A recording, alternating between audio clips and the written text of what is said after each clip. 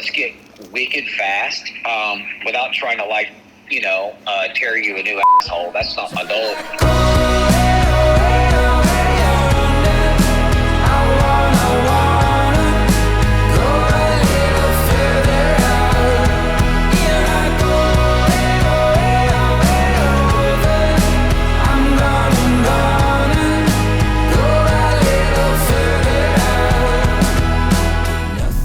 So we are now entering a summer of speed, and while I think one of my favorite things about running is how you can zoom in and out and see a clear picture of a story being told. So whether that's the progression in my running on a weekly basis, monthly, yearly, all over time, you can zoom in and out and see kind of the same metaphors and the same builds.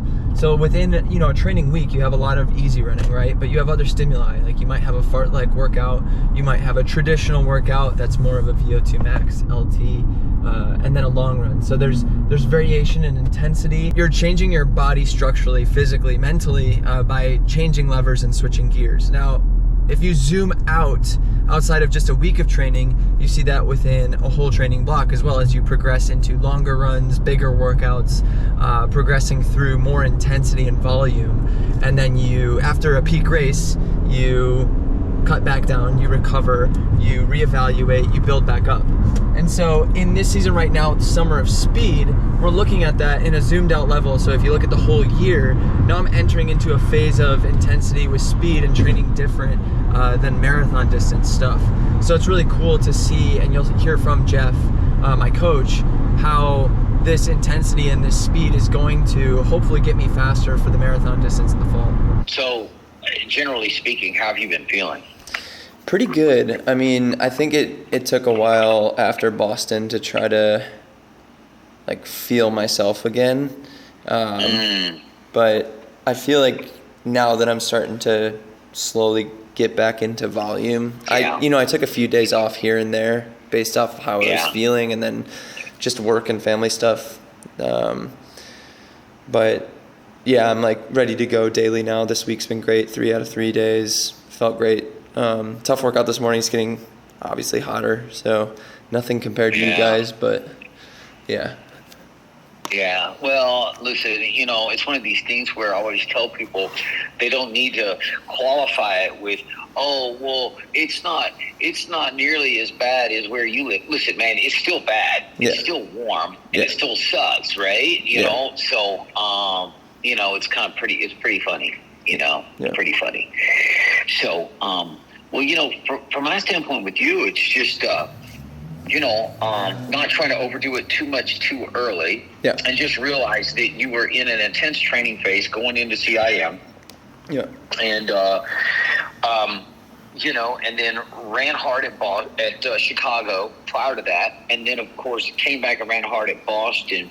And one of the things that we have to make sure that we don't do is start trying to stack too many marathon blocks end to end without some significant, not just downtime, but changes in the periodization where we can get some adaptations that then will allow us from a running economy standpoint and aerobic fitness standpoint to then make another jump. Yeah. And we can't just keep rinsing and repeating the same thing over and over. You might be able to get some incremental gains, but at some point you've got to sort of alter the way you're doing your periodization in an effort to then sort of ascend that next flight of stairs to that next sort of landing of fitness, so to speak. No, I don't think I was doing this perfectly. I got to give myself some credit. In years past, when I was coaching myself, training on my own, I would do periodization, just not in a very structured way. So like most people do post-race, a time of rest, a time to recover. But in the in-between, I would just kind of base train and really have no direction. And so that's the difference there. Whereas in this circumstance, coach is having me actually have structured workouts. So it's like having the fartlek workouts, having the interval workouts is actually getting me to a new goal of a faster 5K time. It might not be the peak thing that I'm going for, but it's working towards something. And it's periodization in a way where I did have a time of rest and recovery, but now I'm building back into something structured instead of just kind of aimlessly wandering around the 30 to 40 mile week before the marathon block starts again. Yeah, well, it's kind of one of these things where, I think if we can make you just flat out faster, I believe that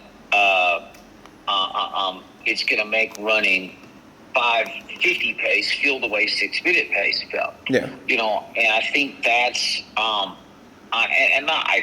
know that that's the way. Yeah. That's the way. So I've been doing a bunch of fartlek work, and that looks like 2 minutes on, 2 minutes off, 1 minute on, 1 minute off, 2 minutes on, 1 minute off.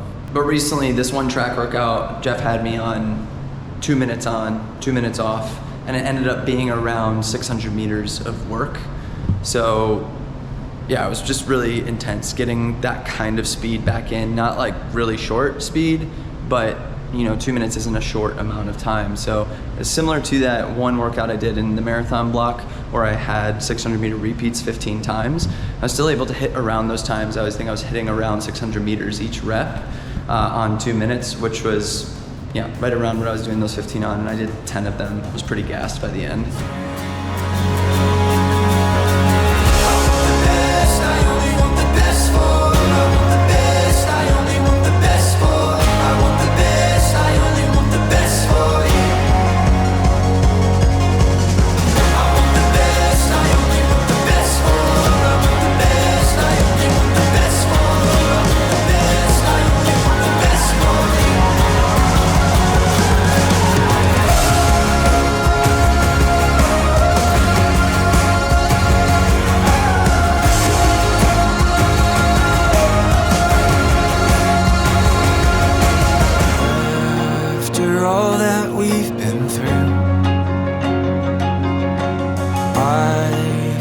Myself in you,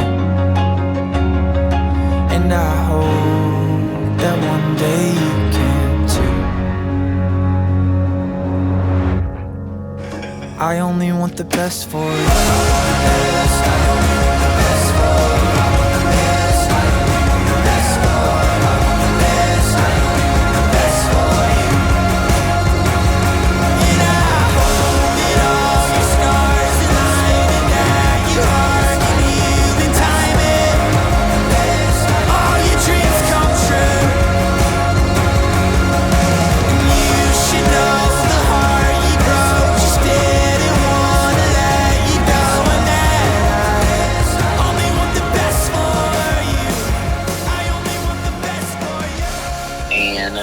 Speed is very, very neurologic, and we have to understand that that's the reason why we call it neuromuscular stimulus. I hadn't heard of that at all before, but it makes perfect sense, right? Like physical repetition is going to make you more adapted and have the ability to do it more often, regularly, right? I'd assume so. The example Coach gave with a pianist doing it with their fingers, at least that's some level of improvement, I'm sure, with your speed. So then functionally, what does that look like? Like, what are repeats looking like? What do you feel like workouts to be like? Friday, do some baby fartlek work, 8, 9, 10 by 100 meters fast with a 200 meter float. And then, have you do shorter reps, maybe, once every 10 to 14 days, we'll go to the track, and instead of, doing long marathon paced or critical velocity paced workouts, spin down once every other week, and maybe have you run some 200s, 300s, 400s, 5 by 400, 5 by 300, 5 by 200. And cool. Your 400s will be a little bit faster than goal 5K race pace on a 100-meter jog recovery in between, and then your 300s a little faster, and then your 200s significantly faster, right? Yeah. And then having you do stuff like this. You go do a 4-mile tempo run, at a fairly quick pace, or maybe 3 by 2K at a fairly good pace, and then go and do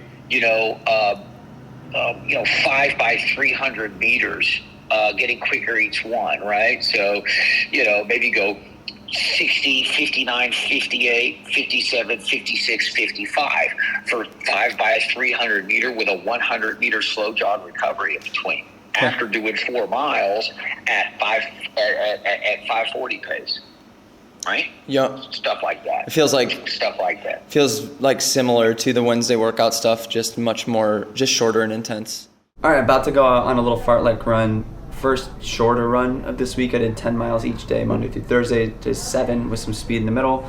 Got 2 packages I wanted to show you guys because these brands have been supporting the channel. On has been sending me shoes for about a year now, and Koros is now a sponsor on the channel, which is incredible. So 2 different boxes. Oh man.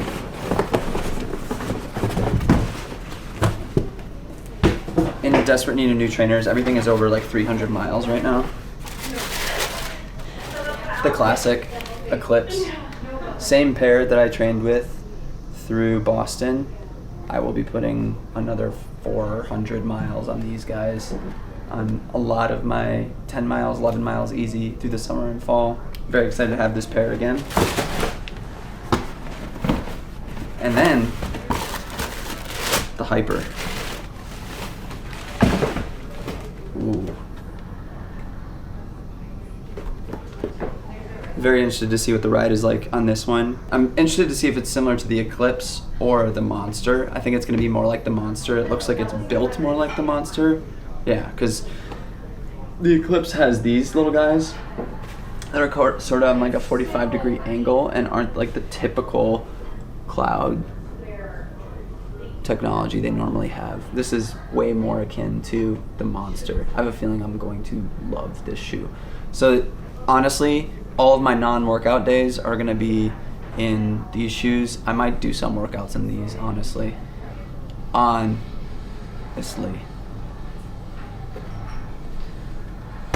But who knows? I don't know. I never know like what each shoe's supposed to be.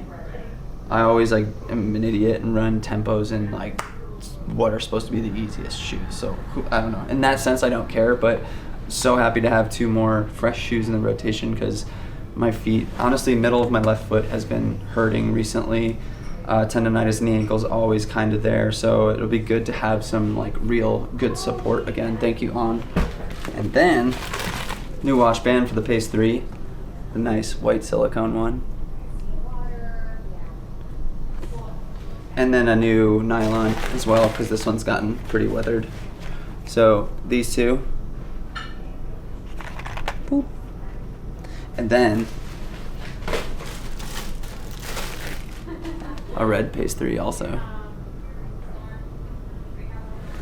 And I assume, I haven't seen yet, I have never owned 2 watches that I use, but I assume they're just going to connect Bluetooth to the Koros app, I'm sure. So all of my same stats and everything will be tracked across both. So if I'm feeling spicy and want to wear red one day, maybe to match a fit or something, I could switch to red. I'll probably just stick with the white most of the time. Been so obsessed with the Pace 3 over the past 6 months. Started using it right after Chicago of 23. So yeah, I've been on the system, I guess, for 8 or 9 months now, and it's just kind of become a part of me, both with the heart rate monitor and the Pod 2. I like don't run any runs without those 3, and the data I've gotten over time has just been unbelievable. Seeing the progression, seeing the training load, and the predictions have been like laser accurate. So that's really reassuring because it even has me at like a 232 to 233 marathon right now. And again, like I said in the beginning of my Boston block, I knew that a 236 prediction at that time wasn't true. It was maybe true as a predictor of my longer paces based on how fast I could go at shorter distances, but you need the volume of a marathon block to actually like prove that time. So that's what's making me think I'm going to be in that sort of 231 to 232 range come Chicago. I'm really struggling with the idea of saying I'll be under 230. Maybe I will be. It might be similar to last fall with Chicago where the goal is 242 and then I run a 239. Maybe this time it's 232 and I run a 229. We'll see, but that doesn't correlate with these new times. It's so much faster. So, all right, let's go on a fartlek. So the other day I did 10 times 20 seconds fast, and I took the 20 seconds really fast, like faster than I've ever run anything in like 3 years, and it was hard. I think I did like 410 to 415 mile pace or 20 seconds at a time, just mobbing. But it felt good to spin the wheels and to do what Jeff was saying. And it just feels like completely different stimulus. It's gonna really actually get me ready for this distance. When you live like that, the best is done, and if you want it too bad, it'll never come. Sometimes I feel like I'm the only one living in a golden age, the good old days right now. I know we come a long way, I don't think we should turn back down. Living in a golden age, we're living in a golden age, in a golden age.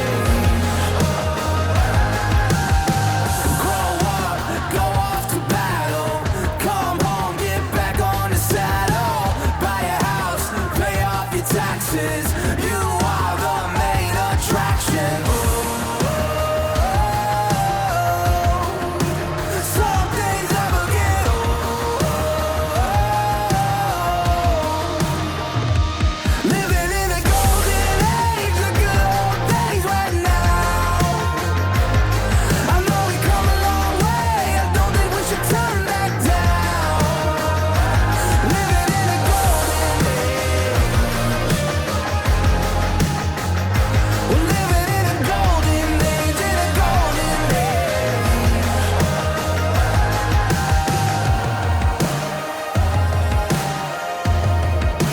Something's never get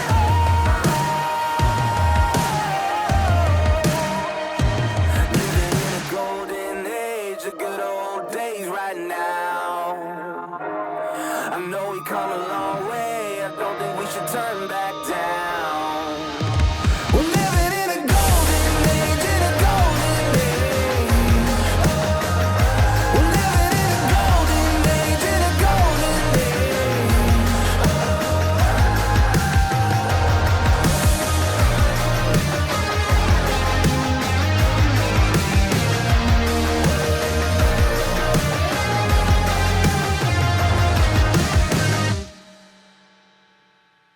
Yeah, and the cool thing is we're going to come, or 6 weeks, we're going to do a little 6-week block where we focus a little bit more on speed. You're going to do the 5K, and then that 5K is going to sort of almost be like the hard start to like your marathon block, because we'll be 13 weeks out from that 5K, Right. if I'm doing my math right, Yep. right? Yep. Yeah. Yeah. And you'll be good. You'll be good. Sweet. So, yeah. Sounds great. How's your family? Are you guys selling lemonade? Yeah, I did. Do you take $50. do you take Venmo? Lemonade, and he gave us $20. That got like $60 or $50. You did not. Let me Yes, see. we did. Prove it. We got like somebody across the street Oh. gave us more than $20. What? Yeah, like.